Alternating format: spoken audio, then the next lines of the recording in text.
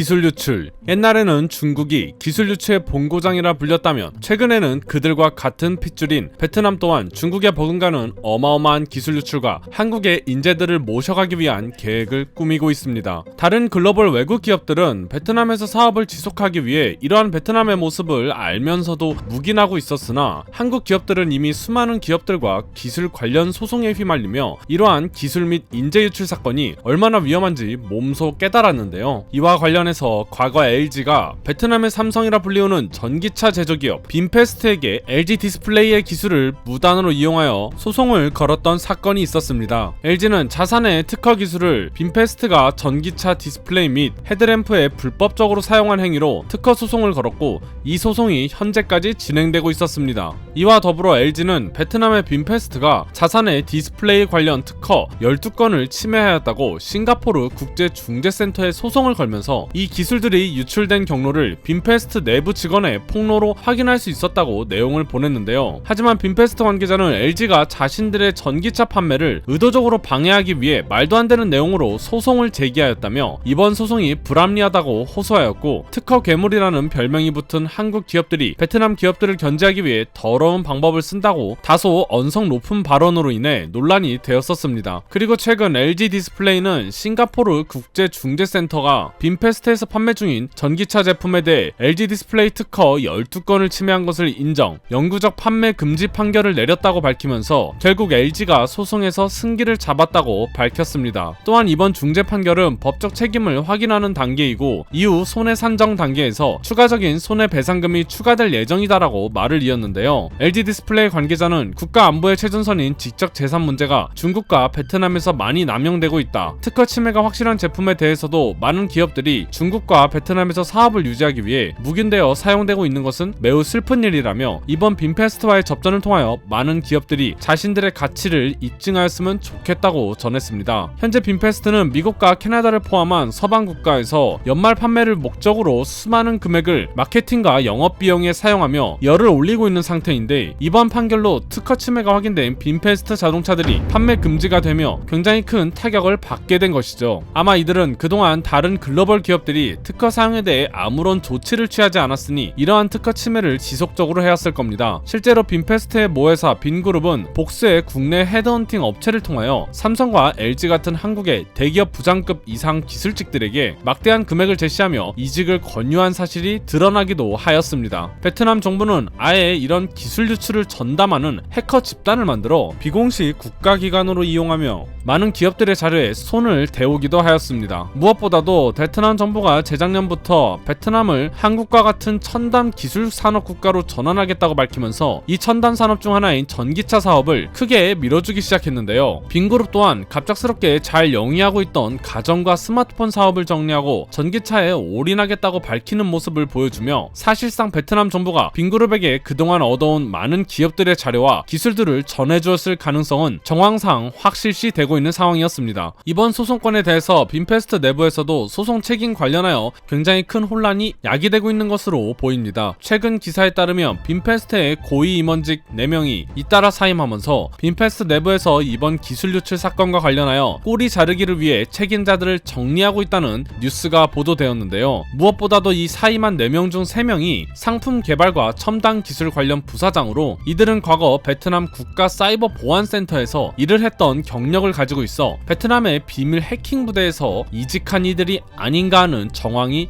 나오고 있는 상황입니다. 최근 국가 안보를 위협하는 기술 유출 사례들이 굉장히 증가하고 있습니다. 특히 중국의 유출 시도와 더불어 베트남에서의 유출 시도가 점차 증가하는 양상을 보이고 있죠. 베트남에서 한국 기업들이 높은 수익을 내면서도 기업들을 철수하거나 이전하는 것도 베트남이라는 국가가 공산당 국가이기에 아무리 소송을 걸고 불만을 나타내도 국가에서 이를 묵인하기 때문입니다. 중소기업같이 작은 기업들은 LG처럼 국제적 소송을 거는 것도 불가능하기 때문이죠. 이는 기업들에게 베트남이라는 시장 자체가 장기적으로 굉장히 위험한 요소라는 뜻이기도 합니다. 이번 LG의 대처로 인해 빈페스트는 천문학적인 손해를 보게 되었습니다. 앞으로 판매될 자동차에 큰 제동이 걸려버렸으니 말이죠. 이는 사실상 기업들에게는 사형 선고나 다름없는 어마어마한 조치이기에 빈페스트 입장에서는 차라리 수천억 원에 달하는 벌금을 내고 싶을 것입니다. 무엇보다 기업 이미지 훼손으로 인해 앞으로 빈페스트가 투자를 받거나 기술 협약을 받아내기 굉장히 힘들어질 것이며 베트남 정부가 꿈꿔온 첨단 산업 기업으로의 도약은 결국 그들의 그릇된 욕심으로 인해 모두